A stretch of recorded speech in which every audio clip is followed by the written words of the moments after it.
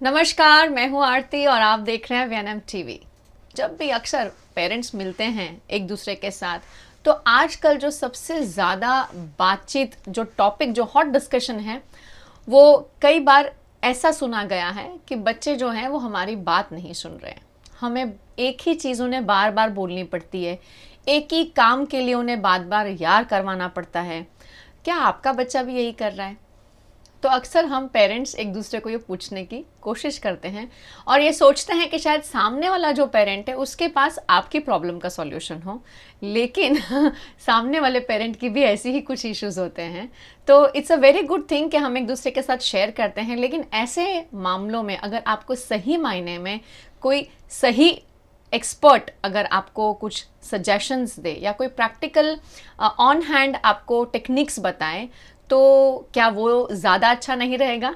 तो चलिए जुड़ते हैं आज हमारे एक्सपर्ट के साथ और बात करेंगे इसी टॉपिक के ऊपर कि अक्सर जो आज तकलीफ़ें बच्चे फेस कर रहे हैं उसका ये क्या कारण हो सकता है और किस तरह हम पेरेंट्स उन्हें सपोर्ट करें और इसमें थोड़ा सा चेंज लाने की कोशिश करें। तो जुड़ते हैं डॉक्टर प्रियंका बेहरानी से। मैम, आपका बहुत बहुत स्वागत है। Thank you.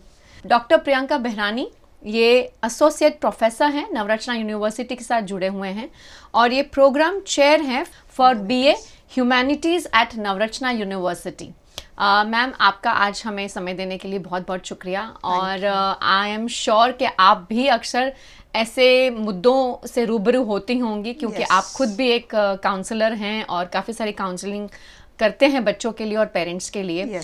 कोविड के बाद अब हम देख रहे हैं कि ये केसेस ज़्यादा बढ़ रहे हैं कि बच्चों में जो काम करने की एक जो जज्बा हुआ करता था अर्लियर, या एक रिस्पॉन्सिबिलिटी हुआ करती थी कि भाई मुझे काम दिया गया है, सौंपा दिया है, मुझे ये काम सौंपा गया है तो मुझे कंप्लीट करना है। पर अब थोड़ा सा देखते हैं कि बच्चे इसे करने में थोड़ा सा आनाकानी करते हैं या चीज़ों को डिले करते हैं। तो क्या सोच है आपकी इस बारे में?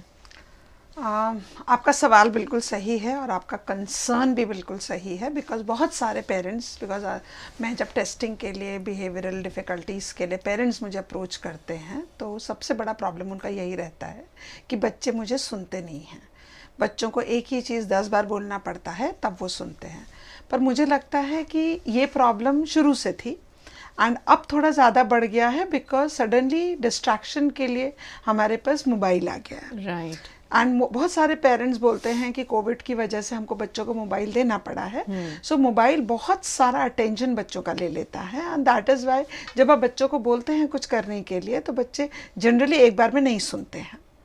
बट यहाँ पे थोड़ा सा मैं ऐसा बोलना चाहूँगी कि बहुत बड़ा कहीं ना कहीं पे एज पेरेंट्स भी हमारा रिस्पॉन्सिबिलिटी होता है कि हम शुरू से लेकर के एक एक चीज़ बच्चों को 10-10 बार बोलते हैं, जिसकी वजह से बच्चों को भी आदत हो जाती है कि जब तक 10 बार नहीं बोलेंगे तब तक हमको सुनना नहीं है। सो अपार्ट फ्रॉम दैट दूसरा डिफ़िकल्टी ये भी हो गया है, जैसा मैंने बोला कि मोबाइल फ़ोन का डिस्ट्रैक्शन की वजह से they are into something and they don't want to leave it. So that is where it is leading to lot of major problems that बच्चे जो हैं वो पेरेंट्स का मानते नहीं हैं, सुनते नहीं हैं। Right, right. And I agree with that this is the problem that is coming up. Correct. बहुत सही मैम ने बताया कि अब बच्चों के पास एक डिस्ट्रैक्शन हो गया है और जो है डेफिनेटली जो मोबाइल्स हैं या टैब्स हैं, बच्चे डिजिटली बहुत ज़्यादा एंगेज्ड हो गए हैं और जिसके वजह से कुछ चीज़ों को आई थिंक लापरवाही दिखा रहे हैं कुछ जगहों पर। जस्ट टू ऐड ऑन, लापरवाही के साथ साथ दूसरा चीज़ जो हो गया है, there is lot of information overload. Right. जब मोबाइल हाथ में नहीं था बच्चों के पास, children were not having engagement to the internet, तब उनके पास रीडिंग के लिए अपने बुक्स होते थे, इंसाइक्लोपीडिया होते थे या ज़्यादा से ज़्यादा चिल्ड्रन मैगजीन्स होते थे। So the amount of information बच्चों के पास होता था वो बहुत अलग लेवल का होता था। करेक्ट। वेयर एज अब जो बच्चों का एज अप्रोप्रिएट नॉलेज नहीं है वो भी बच्चों के पास हो गया है दो तरीके से। एक तो वो खुद एंगेज होते हैं बहुत सारे कंटेंट पे, यूट्यूब पे या दूसरे कंटेंट पे, but at the same time जब पेरेंट्स ओटीटी देख रहे हैं तभी भी उनके पास बहुत सारा एक्सपोजर है। Right. So suddenly for example अगर मैं 10 साल की हूँ, my the child is 10 years old, but at the same time child is expose to lot of other information जो एज अप्रोप्रिएट नहीं है। नहीं है। करेक्ट। तो एंड वेयर एज जब पहले टीवी होता था, सो टीवी में the content was very very clear because it use to pass through a particular channel कि वो टीवी पे आना चाहिए या नहीं आना चाहिए। लेकिन अभी उसकी कोई वो नहीं है, there is no control, no control. OTT पे। बिल्कुल सही बात है। और आई थिंक जहां हमने बच्चों को फोन्स दे दिए हैं तो वो सिक्योरिटी पॉइंट ऑफ व्यू से भी पेरेंट्स हमेशा तो उनके सर पे बैठेंगे नहीं, कहीं ना कहीं किसी काम में इन्वॉल्व रहते हैं, तो उस समय भी शायद हमें ये ट्रैक रखना बहुत ज़रूरी है कि हमारे बच्चे क्या कंटेंट व्यू कर रहे हैं और एज अप्रोप्रिएट है कि नहीं, वो जानना बहुत ज़रूरी है। और and at the same time when you are saying कि बच्चों के पास फ़ोन अवेलेबल है, बट एज पेरेंट्स स्कूल में तो अलाउड ही नहीं है फ़ोन्स, घर पे ही पेरेंट्स इतना कर सकते हैं that it has to be timed out कि इतने ही समय के लिए तुम्हारे पास फ़ोन रहेगा। कई बार पेरेंट्स मेरे पास ये डिफ़िकल्टी लेके आते हैं कि बच्चे के होमवर्क, नोट्स, असाइनमेंट्स ये सब मोबाइल में आते हैं, ऑनलाइन आते हैं, तो हमको देना ही पड़ता है। But I am asking this question that कितनी देर के लिए हमको असाइनमेंट चेक करना है फ़ोन पे? Not more than half an our. लेकिन चाइल्ड के पास जितनी देर की अवेलेबिलिटी है मोबाइल की, वो ज़रूरत से ज़्यादा है। कई बार पेरेंट्स ये भी डिफ़िकल्टी लेके आते हैं कि अगर हम बच्चों को ज़्यादा समय के लिए अगर हम मोबाइल नहीं देते तो बच्चे टैंट्रम्स थ्रो करते हैं। राइट। बट उसके लिए तो बट दैट इज़ मतलब ये डिफ़िकल्टी तो हर चीज़ के लिए ना, हर उस चीज़ के लिए जिसे बच्चे की ज़रूरत है और हम नहीं दे रहे हैं। फॉर एग्जाम्पल कपड़े, फॉर एग्जाम्पल खिलौने, फॉर एग्जाम्पल एनीथिंग, पर तब हम वहाँ पे कंट्रोल करते हैं। लेकिन मोबाइल पे हम ये बोल के थोड़ा सा छोड़ देते हैं कि बच्चे सुन नहीं रहे, हम क्या करें। आई फील दैट ये हमारा बहुत बड़ा रिस्पॉन्सिबिलिटी है कि बच्चों को असर्टिव होकर के हमको कोई चीज़ें बहुत क्लियर करनी है कि हम नहीं देंगे। फॉर एग्जाम्पल 10 साल का बच्चा आकर के मुझे अगर 5,000 रुपये मांगता है तो हम उसको असर्टिव होकर बोलते हैं ना, नहीं देंगे हम। क्या करोगे तुम इसका? Give me justification why you want. Similarly हर उस चीज़ के लिए, चाहे वो मोबाइल हो, चाहे वो इंटरनेट हो, चाहे वो कोई भी चीज़ हो, उसके लिए एज पेरेंट्स ये असर्टिव रिस्पॉन्सिबिलिटी हमारी है कि हम कैसे असर्टिवली बच्चे को बोलें। राइट। बहुत सही आई थिंक एम्फोसाइज किया मैम ने कि एज अ पेरेंट जब हम इतनी सारी चीज़ों पे बच्चों से जस्टिफिकेशन मांगते हैं तो फ़ोन्स या मोबाइल फ़ोन्स या टैब्स देने के समय हम क्यों नहीं मांगते हैं, और इसे रिस्ट्रिक्ट करना भी हमारी ही बहुत बड़ी रिस्पॉन्सिबिलिटी है।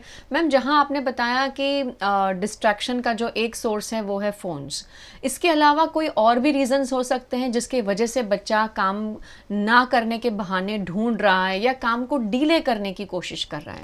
मैम, अब काम को हम 2-3 तरीके से देखते हैं। एक होता है एकेडमिक वर्क, एक होता है नॉन एकेडमिक वर्क। जी। सो पहले मैं नॉन एकेडमिक वर्क के बारे में बात करती हूँ क्योंकि लास्ट अराउंड 10 डेज बैक मेरे पास एक पेरेंट आए थे अपने चाइल्ड की इसी प्रकार की प्रॉब्लम लेकर के।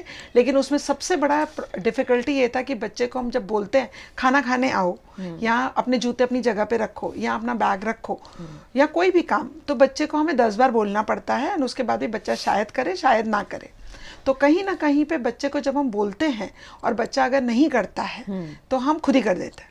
सही बात। या उसके पास सपोर्ट स्टाफ है जो कर देगा। अगर बच्चे ने बैग यहाँ पे रखा है तो कोई और ले लेगा।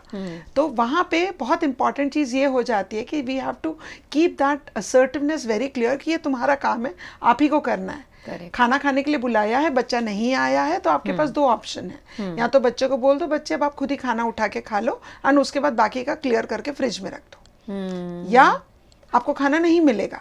बट आज इंडियन पेरेंट्स हमारे लिए तो बहुत बड़ी बात हो जाती है ना ये बोलना कि नहीं, ये हम कैसे बच्चे के हवाले छोड़ दें। बट आई थिंक कि कहीं ना कहीं पे हमको ये we have to put our foot down कि अगर टाइम टेबल नहीं बनाया है बच्चे ने तो बच्चा बिना टाइम टेबल बनाए ही स्कूल जाएगा, चाहे उसको पनिशमेंट मिले। Right. So that is where as parents हम भी बहुत ओवर प्रोटेक्टिव हो गए। We were born 4-5 children, but nowadays we have only one child to put 100% attention on the child. Correct, बहुत सही कि बच्चे ने क्या किया, बच्चे ने क्या नहीं किया, कितनी देर खाया, कितनी देर पिया, क्यों नहीं किया, चलो बच्चे ने नहीं किया हम कर देते हैं। सो वहाँ पे हमें छोड़ना बहुत ज़्यादा ज़रूरी हो जाता है। ये होता है नॉन अकेडमिक रिस्पॉन्सिबिलिटीज।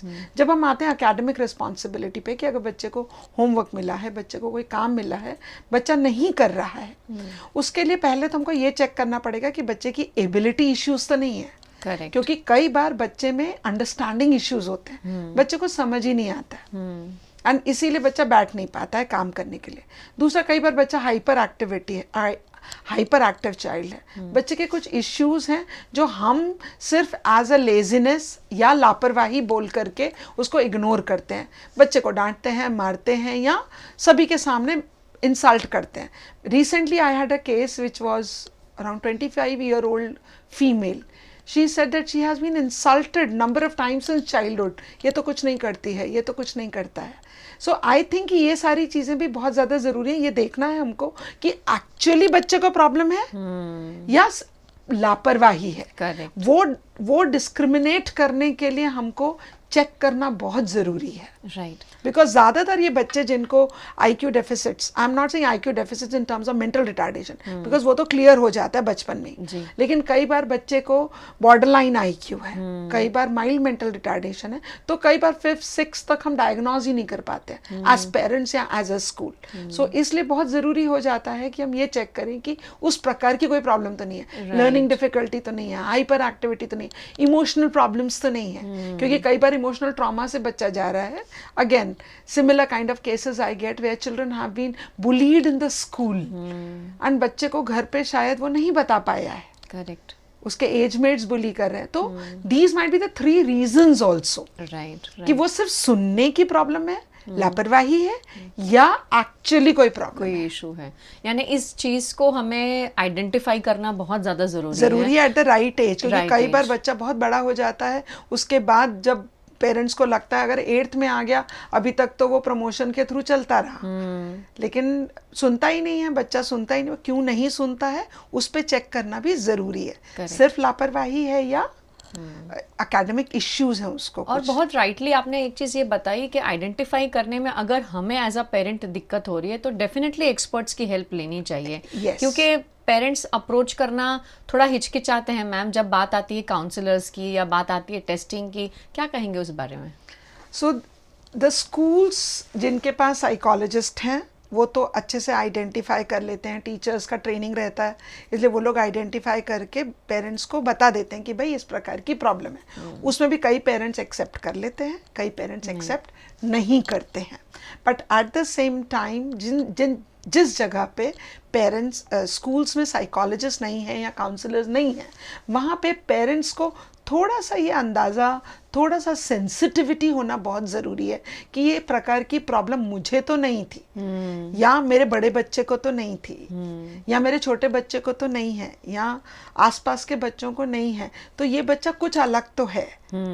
तो there is, let us take an example कि अगर सर्दी खांसी 2 दिन तक नहीं जाती है तो हम बच्चे को डेफिनेटली एक डॉक्टर के पास लेके जाते हैं और बताते हैं कि 2 दिन से उसको सर्दी खांसी ठीक नहीं हो रहा है. करेक्ट. राइट. बट ये केस हम शायद क्लास 8th तक या क्लास 6 तक खींचते हैं. उसके बाद हमें जाकर के लगता है नहीं अब तो कुछ ज़्यादा सीरियस हो गया है, लेट मी कंसल्ट समवन. वही है कि हम कई बार लोग चीज़ों को डिले करते हैं और डिले इतना ज़्यादा हो जाता है कि आखिरी मोमेंट पे जब रेक्टिफिकेशन के स्कोप नहीं रहती है. नहीं रहते हैं.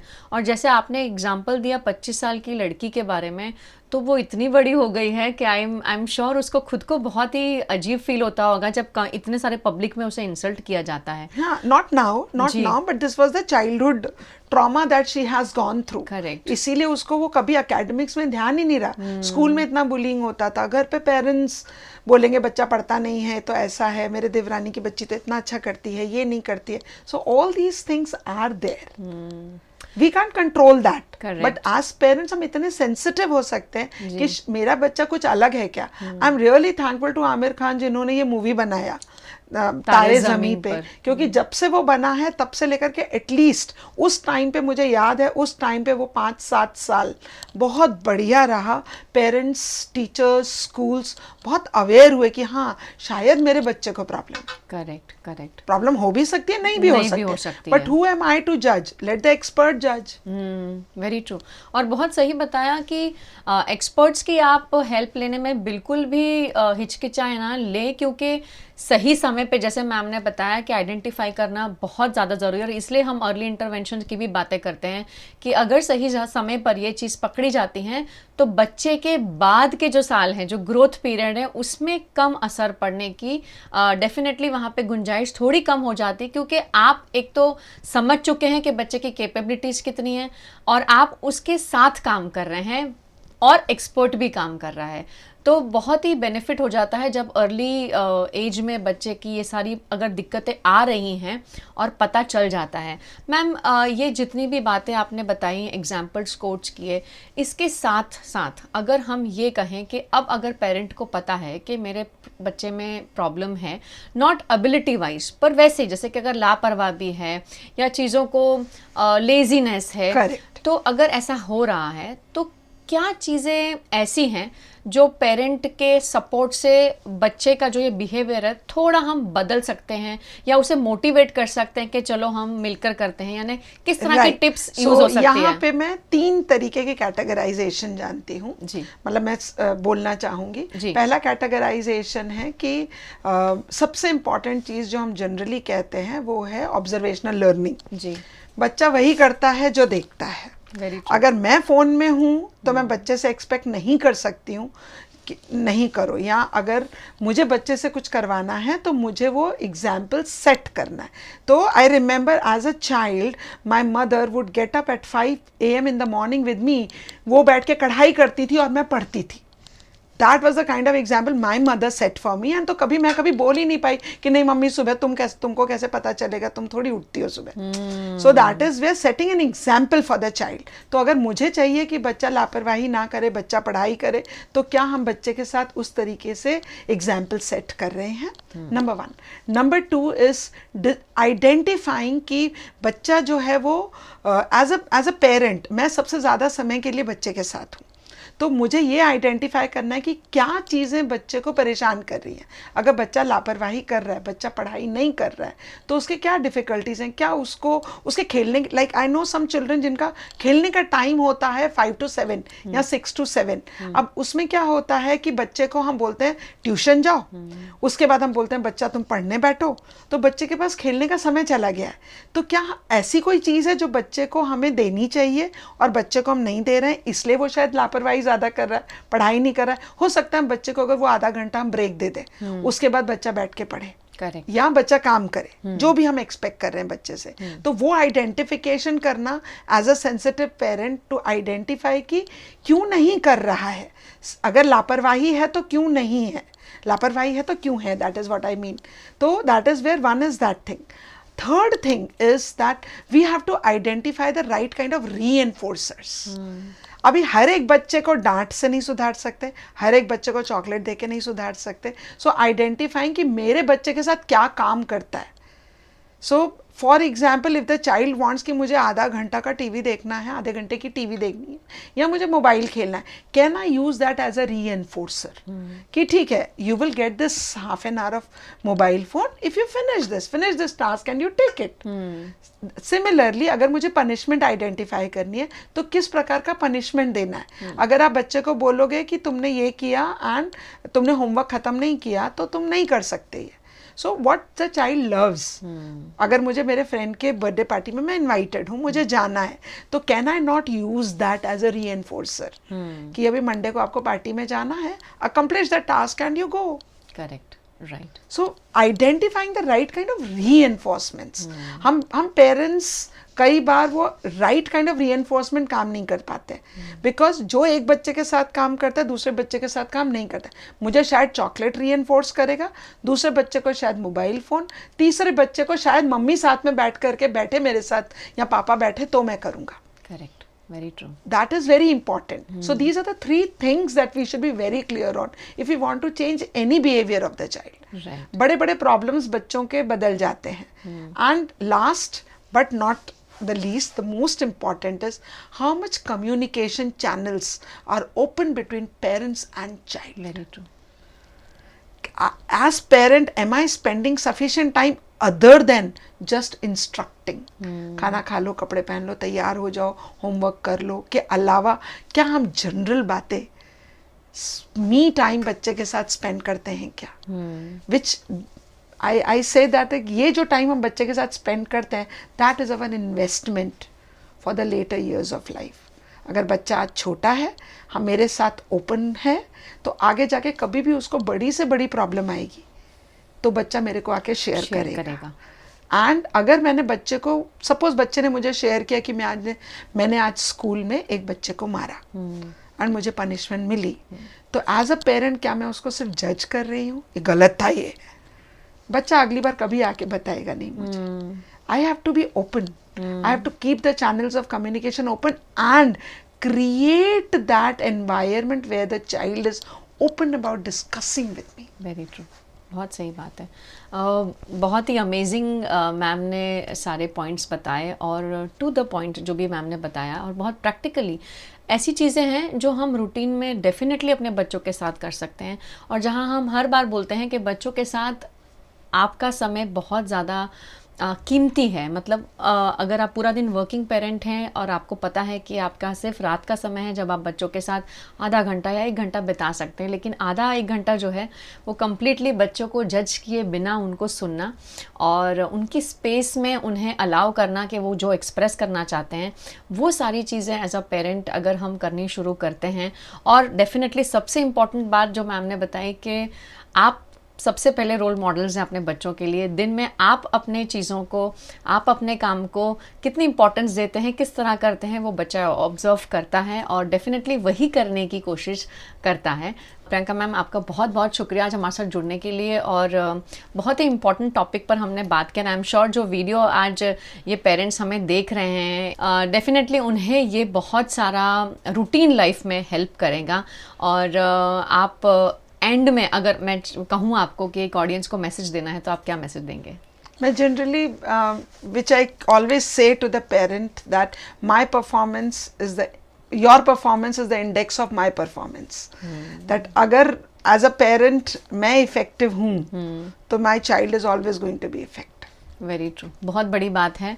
मैम ने बताया कि जैसे हम हैं एज अ पेरेंट, डेफिनेटली वही चीज़ें बच्चा जो है वो कहते हैं ना कि हमारी परछाई है, तो जो भी चीज़ें हम हमारे बच्चे में देखना चाहते हैं वो हमें खुद भी करने की कोशिश करनी चाहिए. एंड आई एम श्योर आप सभी कोशिश करते हैं, लेकिन कहीं ना कहीं हमारे रूटीन काम में, हमारे काम के स्ट्रेस में, घर के काम में हम इतना ज़्यादा उलझ जाते हैं कि बच्चों की छोटी छोटी चीज़ों को जो इम्पोर्टेंस देनी चाहिए वो देना कहीं भूल जाते हैं. तो बस यही करना है कि उनके साथ थोड़ा समय ज़्यादा बिताना है, उन्हें सुने. और जो भी मैसेज फॉर द फादर्स. हाँ जी, please ma'am. that most of the times fathers बहुत बड़ा responsibility लेते हैं ज़्यादातर इंडियन फैमिलीज में, जहाँ वो ये मानते हैं that their job is to earn. I understand that their job is to earn, but at the same time their job is also to take care of the children. So spending time with the child non-judgmentally, because I've heard lot of parents, fathers saying that कि इतनी सारी मेहनत, इतना सारा पैसा मैं सिर्फ तुम्हारे लिए कमाता हूँ, तुम सिर्फ पढ़ नहीं सकते हो. This is what is a common statement which generally fathers give. So I'm not saying, I'm not generalizing, but this is what is the outcome. So if fathers can also spend some time, as I said, communication channel has to be opened by both of them, the mother and the father. Right. Absolutely, दोनों की ही equal responsibility है. और आप सभी को I am sure ये जो video है बहुत पसंद आया होगा, तो इसे लाइक करें, शेयर करें. VNM TV और VNM TV किड्स का यूट्यूब चैनल है, इसे लाइक करें, शेयर करें, सब्सक्राइब करें, और जितना हो सके इस वीडियो को अपने फ्रेंड्स के साथ, जो पेरेंट फ्रेंड्स हैं उनकी कम्युनिटी में आप ज़रूर शेयर करें, ताकि जो भी इस प्रॉब्लम से गुजर रहा है एज अ पेरेंट, वो ये वीडियो को देखकर उन्हें हेल्प मिल सके और अपने बच्चों के साथ और ज़्यादा अच्छा और पॉजिटिव एनवायरनमेंट क्रिएट कर सकें. मैम, आपका बहुत बहुत शुक्रिया, और आप सभी का भी बहुत बहुत धन्यवाद. इसी तरह हर हफ्ते हमारे साथ जुड़ते रहें और बने रहें सारी न्यूज़ और अपडेट से. Thank you.